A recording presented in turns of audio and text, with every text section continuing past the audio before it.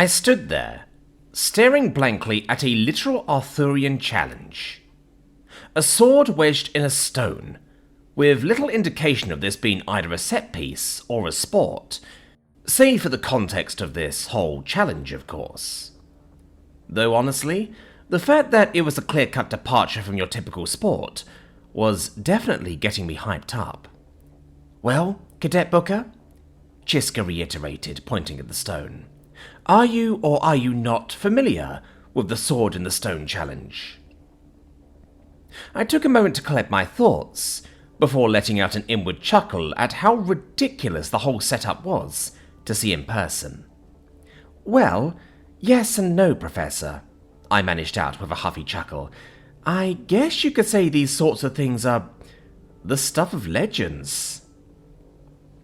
Chiska only managed a few curious blinks in response to that non-answer, which prompted me to quickly elaborate. "What I mean to say is, it's been a while since the last time someone tried pulling a stunt like this," I chuckled out nervously. "In any case, I'm not going to waste any more of your time on the specifics. I'm guessing it's pretty self-explanatory?" I offered with a shrug. "You grab the sword by the hilt and you lift, New Realmer," Ping butted in, crossing his arms and huffing all the while.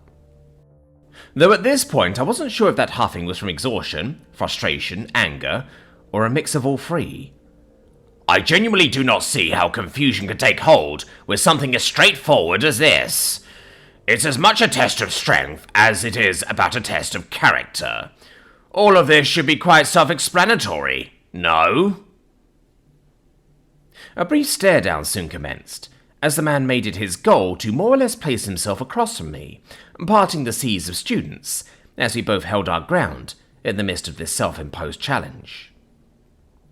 Chiska, thankfully, was quick to break things up. "In any case, whilst I do appreciate the spirit of competition..." Chiska made a note to glare at Ping before turning towards me with a look that just screamed, "Stand down." "Let us keep argumentative banter to a minimum, and instead focus on exerting those frustrations on the tasks ahead instead." The entire scene was diffused before it could even erupt into an all-out verbal smackdown, which, whilst a relief for Chiska, only served to rile up the ball even more. "Right then." Chiska quickly turned to the three stations, starting first with the pile of javelins. "Let's go for a few basic rules, shall we?" What transpired next was more or less a brief breakdown of rules and expectations for each station. The javelin throw boiled down to distance.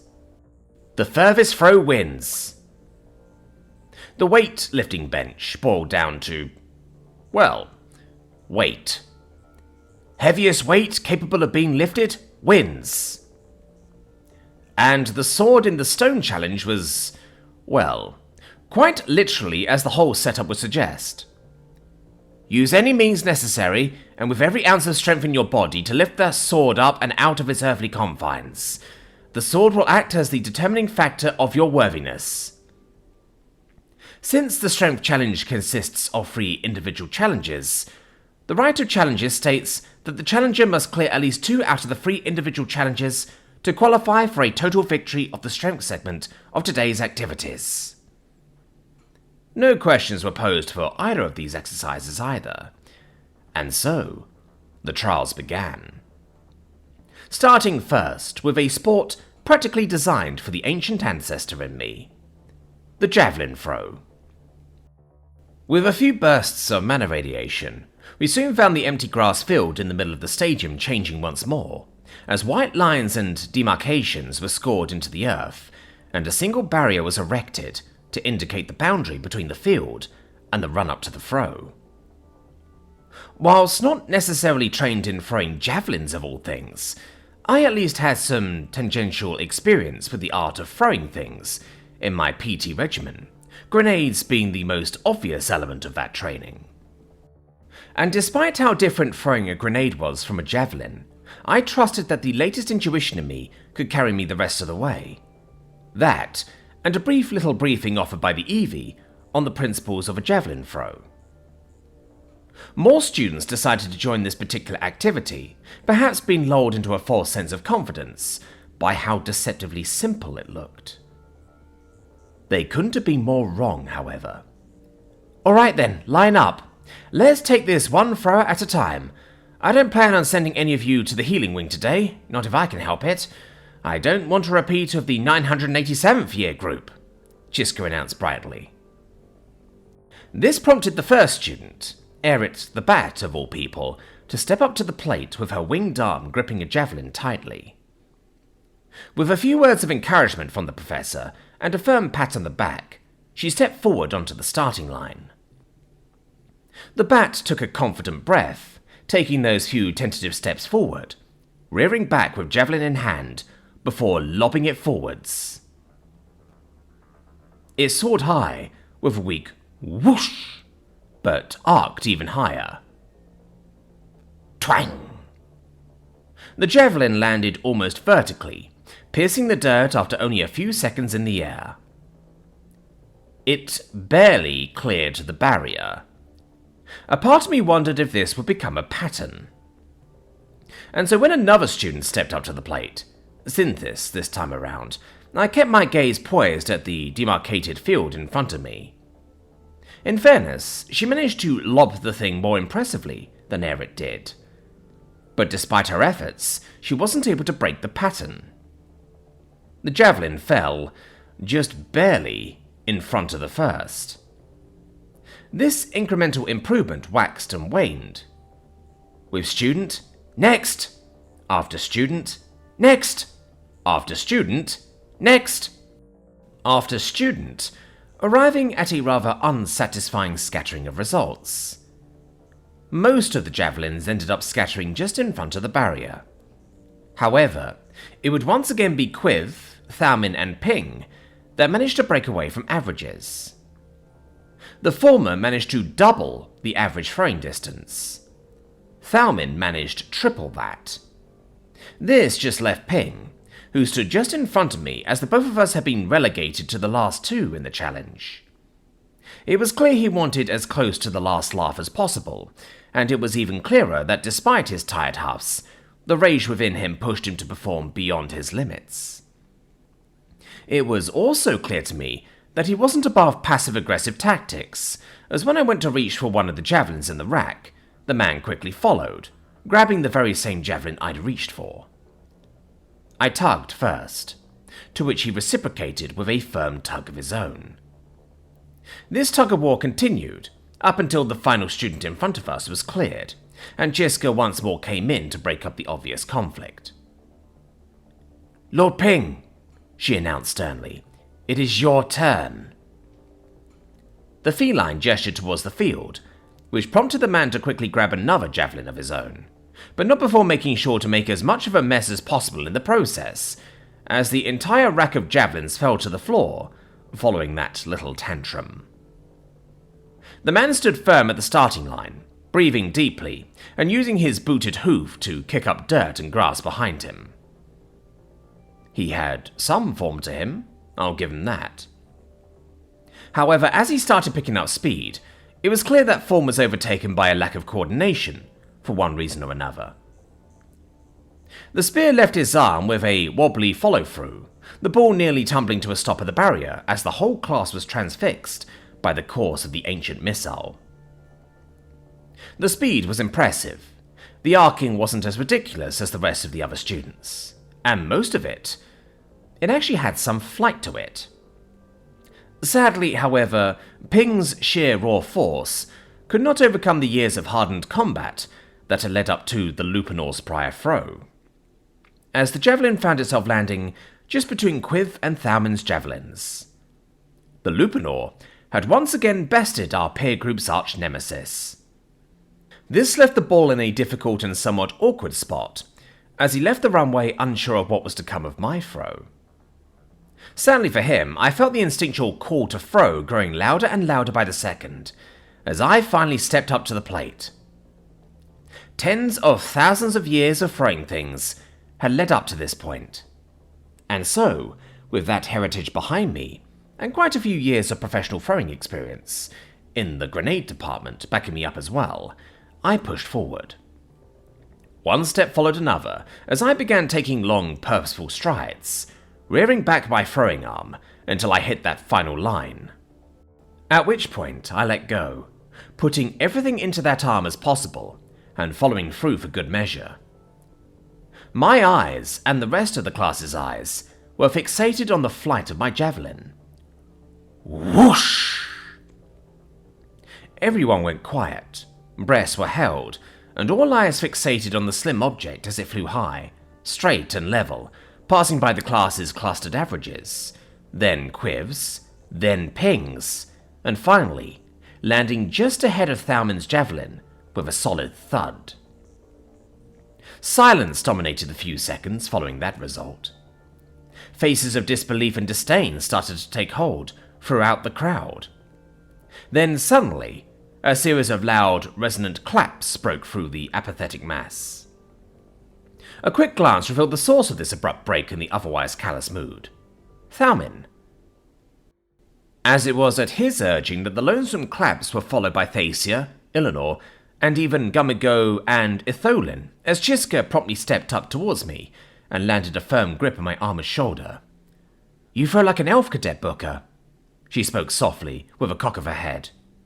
But before I could inquire further, she quickly turned towards the crowd with a bright smile. "The javelin trials goes to Cadet Emma Booker. Now, onto the weights." While Thauman and the rest of the gang seemed to be riding off of the high of these two successive victories, a strong twinge of concern started descending upon me as we approached what I felt would be a real challenge. Weightlifting, or more accurately, bench pressing. Oris looked built for this sort of thing. This sentiment seemed to be shared amidst most of the class as well, as few dared to take the plunge towards the benches provided. So despite going through the effort of bringing nearly 100 benches, only a quarter of them were occupied. "All set?" Chiska inquired, prompting more than a few nervous nods to emerge from the crowd. "All right then, remember how this goes. With each round that passes, your weights will be successfully increased. Raise your weights as high as your arms will allow, and don't be afraid to let go preemptively if you need to. I will be sure to prevent any injuries. You can trust me on that." She winked, as several mana radiations were detected, clearly indicating our weights had been activated. I took a deep breath, right before the whole thing started off. "Go!" The first set of weights were trivial enough, but the sound of the daring volunteers made it clear that not everyone was sharing that same sentiment. Several students more or less left prematurely. This pattern continued as we moved on to the next successive set of weights, something that the professor noted was reaching the typical intermediate range for most of her classes. Only a handful of students dared to remain at this point, however, as I counted the usual suspects: Quiv, Gumigo, Thauman, and Ping, amidst a few others who surprisingly clung on for dear life. That latter statement, however, proved to be more true than I would have wanted to imagine, as I heard a strange scream, followed by a metallic rattling, and what should have been a blood-curdling yelp. We all craned our heads over to see one of Gumigo's peers, staring up at a set of floating weights with a 1,000-yard stare. His whole body locked in place as Chiska approached, and flung the levitating weights over to the side. "Told you can count on me," she reinforced with a smile, before ushering the small crocodile off and towards the bleachers. That terrifying episode more or less scared off the scant few brave souls that remained, cutting the competition down to what I was tempted to call the top percentile. Unbothered by the near accident, we pushed on. Round after round saw weights increasing, and arms showing signs of wavering through quivering. The next to withdraw was Gumigo, at which point my arm started to feel like jelly. Next up was Quiv, who left with a fair few claps from the crowd, the small lull in action giving me not nearly enough time to rest my sore and weary arms.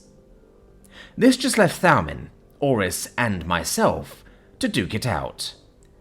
And it was not looking good for me, as I could just about feel myself hitting my proven ceiling. Tired already, New Realmer?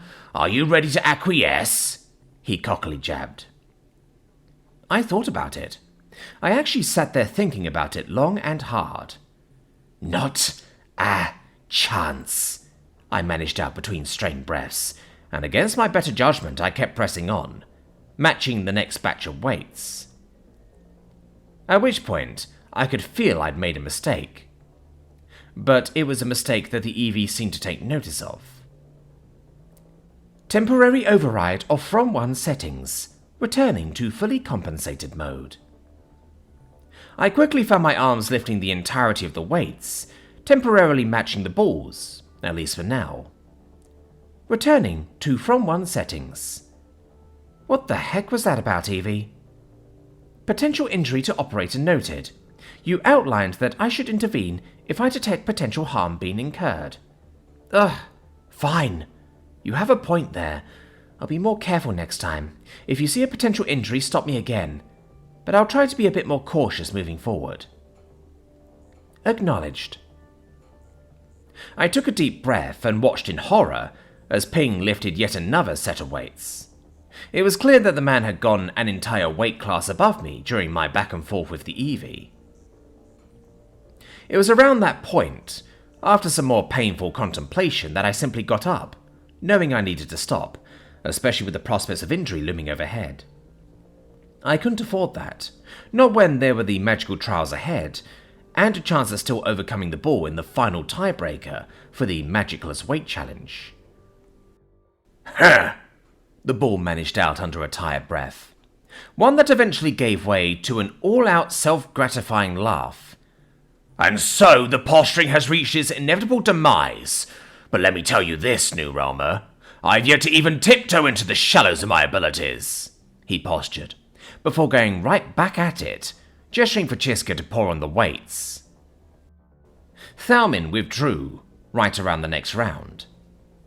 This all culminated in a lengthy, pride-filled victory parade, as the ball seemed to attempt to match my marathon antics tit for tat, coming close to fulfilling his promise of getting his revenge tenfold. Lord Ping is doing it!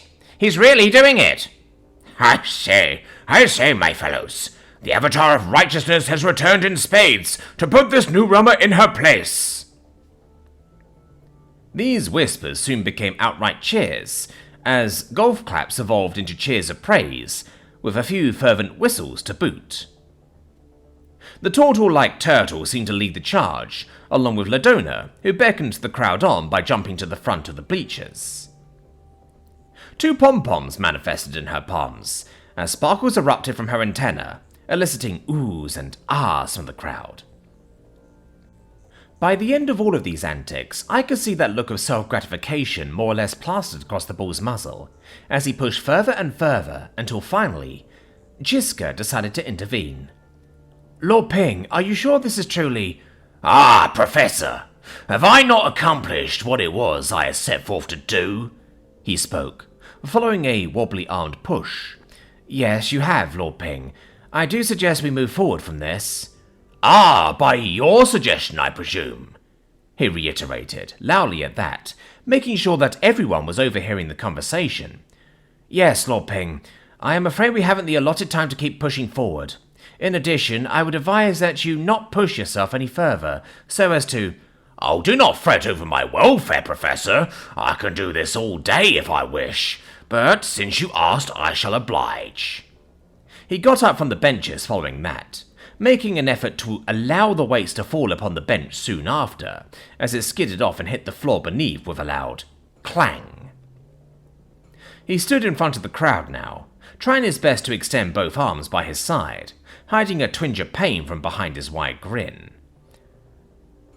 Lord Ping, I would advise that you refrain from any actions which may lead to damage to Academy equipment. The Professor spoke under a hushed breath. Nevertheless, your performance has been admirable. So, may I introduce to the class the winner of the weight challenge, Lord Oris Ping. The crowds went wild by this point, as even Gumago joined in on the cheers. Ladona even hopped forward from the bleachers, fluttering her wings a bit to gain some air, before landing daintily on Oris's awaiting arms. The latter seemingly struggled to hold her steady in his arms, following that sudden act. I turned to Eleanor following this, as the Venerian seemed to huff out frustratingly. What is it, Overelmer? Is this typical for... It is. As I have stated many times over, Cadet Booker. Theatre. What you are witnessing is the theatre of life. A brief pause punctuated the scene, as I stared warily at Ping and his sheer capacity for brute strength. I started to dread the upcoming sword pull, as Chiska quickly ushered the whole class towards the Arthurian setup in question. The strength challenges currently stand at a tie, with Cadet Emma Booker holding a victory over the Javelin throws and Lord Oris Ping holding a victory over weights.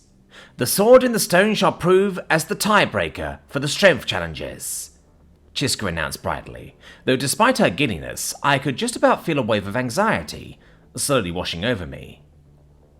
The sword pull was almost entirely a strength-based thing, but there had to be a technique to it, I was sure of it. Heck, the age-old wisdom of lifting with your legs and not your back came to mind almost immediately. I'd have to squeeze every ounce of energy I could for this, which meant I was very firmly at the back of the line, resting up as best I could. Though strangely enough, there seemed to be no shortage of people lining up to try this particular sport, as even Eleanor and Rastaria moved to the front of the queue, each of them seemingly locked in a bitter rivalry that saw this particular activity as the climax of their quarrel of the day. This culminated in what appeared to be something that felt very much like a disqualification, as the both of them rushed towards the sword, tugging and pulling it from one side to another, all the while bickering and yammering away. This is my destiny. No, it is mine. As expected, Chiska descended on them not a few moments after they started, disqualifying them soon after. Following this, it was more or less an uninterrupted line of students that went one after another, each trying their best but failing to do more than just budging the sword from its enclosure. This all changed when Quiv arrived on scene, however, as the man took a deep breath, reaching down towards the hilt of the sword, and began pulling just like the rest of the students had. Though, because of his strength, more and more of the blade did start showing. However, despite his progress, it was clear he was falling into the same trap as every other student so far. As his back remained more or less hunched over the rock, the man refusing to bend down or assume any other posture, instead focusing his entire efforts into his arms and back. It was clear his sheer strength was managing something, however, as the sword began to budge upwards, light started to emanate from its hidden blade, and magical wind started to pick up soon after. Though as quickly as the light show started, so too did it end, as he eventually lost his grip and, with it, his will to keep on going. This pattern continued, flip-flopping between minor success stories like Quiv's, and outright failures like Eleanor and Rastario's. Eventually, however, it was Ping's turn. The man, masking a heavy breath and holding himself tall, pushed forward toward the stone to the fanfare of 100 golf claps. He reached for the hilt, but hesitated, choosing instead to rile up the crowd even further. No words were exchanged during this, as Ladona soon took over the cheerleading aspect of the operation, whilst Oris now focused his entire attention on the sword in question.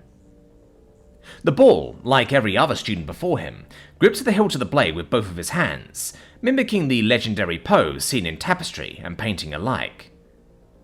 With a heavy breath, he pulled. The sword actually budged, though not by a significant margin. This prompted another tug as the fight well and truly began right about here. Inch by hard-fought inch, the iridescent blade began emerging from its stony prison, as magical winds began picking up all around the bull.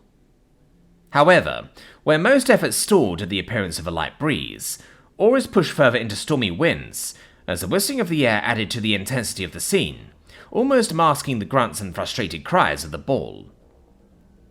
The sword shone brighter than ever before, its shimmering beams of light bouncing off of the crowd and the empty bleachers alike. So cinematic was the experience that I felt both fascination and dread manifesting in equal measures, My victory more or less hanging on by a thread. Seconds of progress turned into an entire minute of yells and grunts, however, as stormy winds and resplendent lights remained, all to the picture of a sword still stuck halfway in the stone. It was clear that the ball was at an impasse, prompting Chiska's arrival to the scene. Not a second after her arrival did the sword finally start to slip from his grip, as inch upon inch was lost to the tune of a series of "No, no, no!" and clenched eyes. Eventually, the sweat-drenched hilt slipped from the bull's grip, as it slipped back into the rock with an unsatisfying plump. "You performed admirably, Lord Ping," Chiska noted, only to be received with the ire of a raging bull. "I would have gotten it out," he managed out under a frustrated huff. It was the poor craftsmanship of the hilt. The hilt was poor and null. The sweat of my hands and the hands of every student that came before me had caused a significant reduction in my ability to grip. I was set up to fail," he declared loudly, prompting Chiska to walk up to the blade, laying down what looked to be a handkerchief on the hilt. After letting it soak for a bit, she lifted it up, revealing not even a drop of sweat. "Contrary to your claims, Lord Ping, the hilt is enchanted to standard battle specifications, which also means quality of life measures, such as standard enchants, to ensure the optimal conditions for use, which includes grip," she shrugged. "In any case, you have performed admirably, Lord Ping. So please, I urge you to return to the stands." It looked as if Ping was about ready to throw down some hands with Chiska. However, instead of acting on that rage, he merely stormed off, stomping his booted hooves as he returned, and then walked through the sea of whispering crowds. This left just me and Thalmin, the latter of which stepped up to the plate first, and much to my surprise, he immediately took a departure from the norm, as the Lupinor actually attempted to lift using his legs. It seemed to me as if the age-old wisdom was indeed present within the Lupinor. His martial upbringing and more down-to-earth attitudes probably meant he actually had some hands-on experience with such things, as opposed to the noble predispositions of most of the year group. This technique proved to work significantly better than almost all other attempts, barring Ping's, as Thalmin's attempt brought the sword to just about Oris's trial, only to let go shortly after. A quick exchange between him and the professor soon followed, as Chiska even shook his hand in appreciation of his valiant efforts. Finally, I found myself as the last contestant, as I stepped up to the plate and took in several deep breaths. I found myself crouching similar to Thalmin, but instead of reaching just for the hilt of the blade, I instead placed both of my arms underneath the handguards, pulling an almost forklift-like maneuver. It was then that I began lifting, using every ounce of my energy to dislodge the sword from what felt like a vacuum seal that just didn't let up. I could see the iridescent lights emanating from the blade now, and the stormy winds that began picking up dust, dirt, and detritus that surrounded me. Taking it low and slow, I could feel the sword slowly dislodging, in a manner that was more controlled and more similar to Thalmin's measured approach. Whilst difficult, it didn't seem entirely impossible, so I kept at it. I pulled and pulled, struggling and shifting my weight, reaching that tentative halfway point with great effort. Yet at this point, I felt like I was at yet another impasse. Simply maintaining this position was putting a strain on me. I couldn't tell how far I was at this point, but taking a glance at my panoramic live feeds, I could see the winds reaching a stormy haze that began pushing even students back, with Arthurian hanging on to the unmoving pillar that was Uven Croven for dear life. Yet despite the progress, and despite the blinding light that prompted the Eevee to tint my lenses, there was just too much suction that kept the sword in place. And so, in a final act of desperation, I decided to give it my all, pushing my feet against the rock as I attempted to rip it off with the combined force of my entire body. This resulted in me losing both my grip as well as my footing as I fell back a few feet, causing the light show and storm to abruptly stop. A quick glance at the rock revealed that the sword had now returned to its original state, and a sense of dread washed over me as a result. "Cadet Emabuka, are you feeling alright?" I heard Chiska ask, as she reached a hand towards me, urging me to get up. Yes, Professor, I managed out. Though I can't say the same for the challenge, I thought to myself. The looks on the majority of the crowd's faces betrayed only astonishment, but of course, without the admiration that came with Quiv and Oris's attempts. I got up slowly, preparing to hear an announcement of my bitter defeat, or a tie, or even a draw that would otherwise end my foolhardy challenge. And that concludes the Sword in the Stone challenge, she began, turning towards the crowd, prompting me to flinch inwardly in anticipation. I hereby officially declare Cadet Emma Booker as the victor of the Sword in the Stone challenge, she declared with a wide grin on her face, allowing all of that pent-up stress to immediately crumble away.